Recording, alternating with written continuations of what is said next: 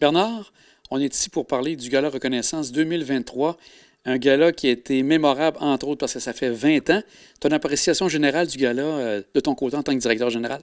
Ben, moi, je suis hyper satisfait du rendu de cette soirée-là. Je pense que nos partenaires, les gens présents, les honorés, tout le monde était comblé par la soirée. Je pense qu'on en a eu plein la vue, plein les yeux, oui, mais plein le cœur aussi par les belles histoires qui nous ont été racontées. Ça reste une source de fierté incroyable, le Gala Reconnaissance. C'est un moment important qu'on prend ensemble comme communauté pour reconnaître nos bâtisseurs. Alors, je pense que pour cette 20e-là, ça a été un carton, encore une fois.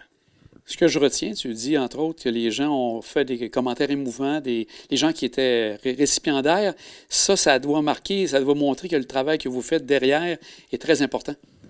Ben oui, puis pour nous aussi, hein, c'est une fleur en ce sens-là. On est très heureux de pouvoir supporter les entrepreneurs, les bénévoles, les gens qui sont les leaders de notre communauté. Nous, c'est notre travail de soutenir ces gens-là. Alors, c'est un grand plaisir, une grande fierté, oui, pour toute notre équipe de pouvoir s'impliquer dans l'organisation du Gala Reconnaissance à chaque année. Il y a eu 15 récipiendaires en tout et partout. On a eu bien sûr les gens qui étaient avec les catégories faites par Développement Côte-de-Beaupré. Aussi, il y avait les gens d'Ose Entreprendre où il y avait des bourses également. Donc, dans ces quinzaines de personnes-là, c'était des entreprises qui étaient dans quel secteur davantage? Est-ce que c'était service ou c'était assez varié? Ah, c'est très varié. On couvre vraiment tous les pans de notre économie locale puis de notre activité communautaire, là. Et c'est important pour nous de faire ça, parce que c'est pas vrai qu'il y a des projets moins importants que d'autres ou des secteurs moins importants. Je pense que chaque entrepreneur mène son entreprise, a ses projets, et c'est l'addition de tous ces projets-là, petits et grands, qui font toute la beauté et la diversité de notre territoire. Aussi, la manière que ça se fait, parce qu'inévitablement, il y avait une mise en candidature, est-ce que c'est un choix qui va être assez déchirant pour vous, de votre côté? Comment ça se travaille pour faire la sélection de ces 15 personnes ou 15 entreprises? Oui, bien, le truc, c'est d'avoir un bon comité de sélection. Ça, on est chanceux là-dedans. Notre conseil d'administration nous délègue là, un certain nombre de bénévoles qui se joignent à des membres de notre équipe ici.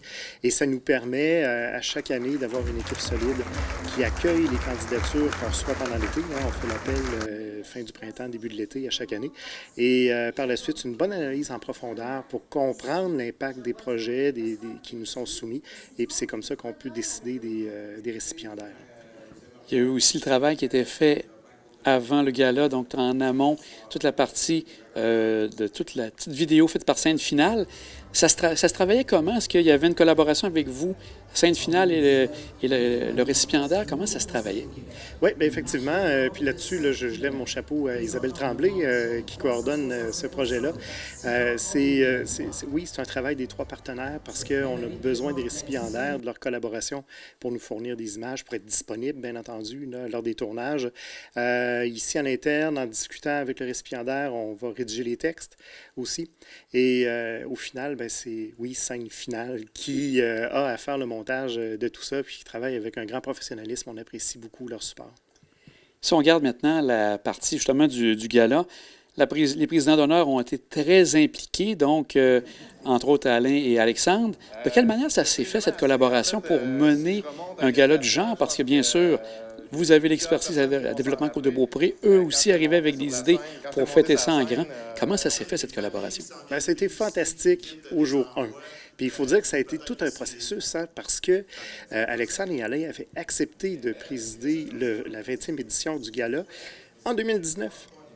Mais à cause des pauses là, que nous a imposé la pandémie, on a, pas en veille, là, mais je dirais qu'on a étiré la sauce. Hein, on a eu le temps de bien préparer cette soirée-là. Donc, concrètement, Alain et Alexandre ont fait partie du comité d'organisation. Donc, ils ont été là avec leurs idées, avec leurs recommandations. Puis ça a été vraiment un travail de tous les instants avec eux pour qu'on puisse en arriver à la belle soirée qu'on a offert à la population et à nos récipiendaires. Donc, tu parles, il y a eu peut-être quelques ajustements avec l'idée de base que vous aviez en 2020, ça s'est ajusté en cours de route, bonifié, comme tu disais? Oui, parce que le concept du gala va toujours rester le même. Hein? C'est d'honorer des personnes, des projets, des entreprises qu'on veut mettre en lumière. Donc, il y a toujours, oui, mise en candidature. Il faut avoir une occasion dans la soirée pour exprimer notre reconnaissance. Puis ensuite, on veut laisser la lumière aux récipiendaires. Donc, c'est important pour nous qu'ils puissent prendre la parole. Donc, ça, c'est notre base. Et autour de ça, on peut habiller la soirée de toutes les façons. Alors oui, cette année, on a eu des prestations artistiques super intéressantes. Je dirais qu'ils nous en ont mis vraiment plein la vue. J'imagine qu'il y a des images qui seront ajoutées là, au reportage où les gens vont pouvoir constater ça.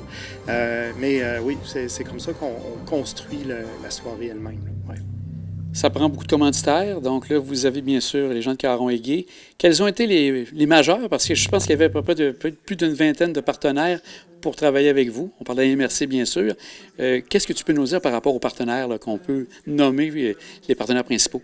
Bien, franchement, cette année, là, ça a été un succès extraordinaire là-dessus. La communauté d'affaires a été tout à fait derrière nous pour organiser l'événement. C'est fantastique. On apprécie beaucoup la réponse de nos entreprises. Alors, c'est sûr, Caron-Égée, avec les deux coprésidents d'honneur, ont été les principaux contributeurs financiers. Mais je dois nommer JD, bien sûr, qui était présent. Desjardins, partenaire présentateur aussi avec JD.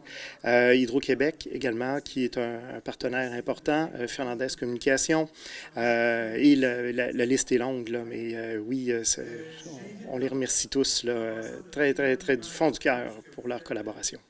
Ceux qui ont obtenu une récompense, qui ont été récipiendaires, ont eu un trophée. Est-ce que ce trophée-là, vous l'avez fait particulier pour le 20e? Oui, à chaque édition, en fait, on a un nouveau trophée qui est développé. Avec ceci de particulier que depuis quelques années, on insère toujours une pastille en cuivre repoussé produit par Cuivre d'Or Albert Gilles, qui est en fait le sceau de la MRC qu'on ajoute à notre trophée.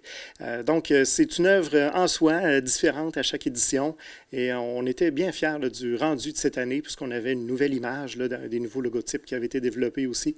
Alors, tout ça se retrouvait sur le trophée. Ça va être marquant là, pour le 20e.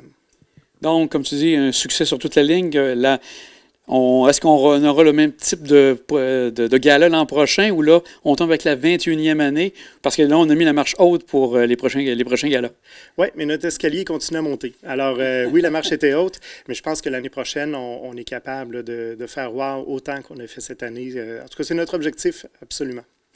Je prends quelques instants avec toi, Bernard, pour voir ce qui s'en vient dans les derniers mois de l'année. Donc, il reste 2 mois à peine pour 2023. Est-ce qu'il y a des éléments que vous regardez déjà ou là, bien sûr, il y a la projection pour 2024, mais qu'est-ce qui reste à faire pour 2023? Mais pour 2023, là, on a un beau dossier à l'interne là, qui est, en fait, on est en train d'équiper le service de transport plus mobile d'une nouvelle capacité en intelligence artificielle pour gérer le réseau. Alors, je dirais à court terme, les clients ne verront pas encore trop l'impact de ça, mais tranquillement, on va pouvoir constater beaucoup plus de fluidité, de facilité dans le traitement des demandes de réservation aussi. Alors tout ça, ça va être au bénéfice d'abord même de notre clientèle adaptée qui est plus vulnérable, mais au final de tous nos clients qui utilisent les services sous réservation de plus mobile. Alors ça, on est à attacher ça là, dans ces semaines-ci. Tout devrait être livré. En fait, tout. Je dirais le volet interne là, va être livré avant les fêtes et il y a par exemple, applications mobiles qui vont être déployées, tout ça, dès le début de 2024 là, par la suite. Donc ça, c'est un gros plus qu'on finit de travailler là, cette année en 2023.